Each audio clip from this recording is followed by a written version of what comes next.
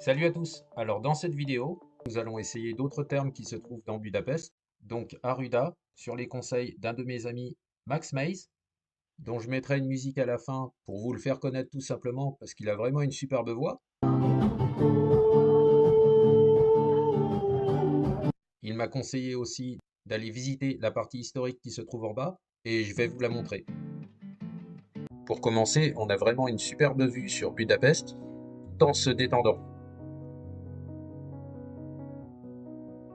Pour ma part, j'ai trouvé également que ces bains sont les plus beaux de Budapest. Ils font partie des plus beaux bains turcs au monde et ils ont été construits au milieu du XVIe siècle, durant l'occupation ottomane. Je vous mets une carte pour vous montrer à quoi ressemblait à l'époque l'occupation de cet empire. Pour en revenir aux bains de Ruda, ils ont été inaugurés en 1550, puis agrandis en 1566 par le pacha ottoman Mustafa Sokoli, et ils se sont modernisés en 1896, lorsque la piscine et le sauna ont été ajoutés. La dernière rénovation a eu lieu au XXIe siècle et les bains ont ouvert leurs portes au début de l'année 2006.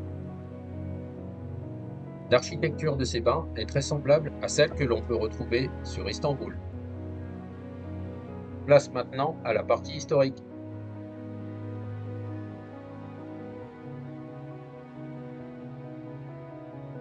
Donc là voilà, je me trouve dans la partie historique. Un bon seau d'eau froide pour commencer, ce qui est d'ailleurs très bon pour la circulation du sang. Et c'est assez vivifiant aussi. Les bains de Ruda sont peut-être les plus chauds de Budapest, et comme vous pouvez le voir, de 45 à 50 degrés.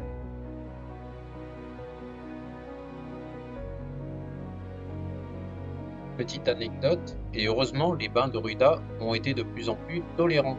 Comme c'était le cas dans bien d'autres endroits, seuls les hommes pouvaient accéder aux bains au début de leur création. Au milieu du XXe siècle, les femmes ont commencé à les fréquenter. Et ces dernières années, les bains sont tout aussi bien ouverts aux hommes qu'aux femmes le week-end. Donc attention, il y a des périodes où c'est mixte et d'autres périodes où ça ne l'est pas. Et du coup, je préfère vous les préciser.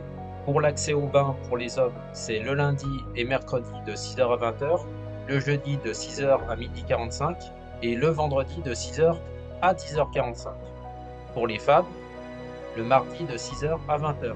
Les périodes mixtes, le jeudi de 13h à 20h, le vendredi de 11h à 20h, le samedi et le dimanche de 6h à 20h. Le vendredi et samedi, la baignade nocturne est de 22h à 3h du matin. J'avais bien fait attention aussi à ça, car moi j'y suis allé pour ma part le week-end, car le maillot de bain n'est pas obligatoire pendant la semaine.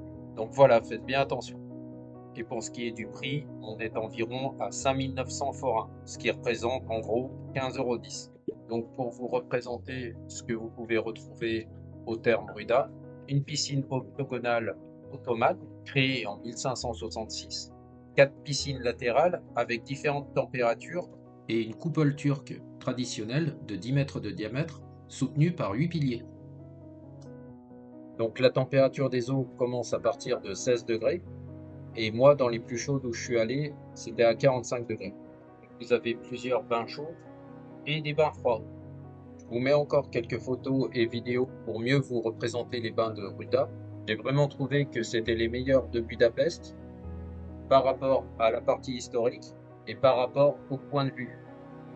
Au niveau de la situation des bains de Ruda, ils se trouvent près de la tête du pont Elisabeth, du côté Buda. D'ailleurs, par rapport au côté de la ville qui s'appelle Buda, voici un petit rappel. C'est en 1873 que Budapest fut issue de 3 villes, donc Buda, Pest et Óbuda. Voici une carte qui va vous le démontrer. Donc Óbuda, Buda et Pest.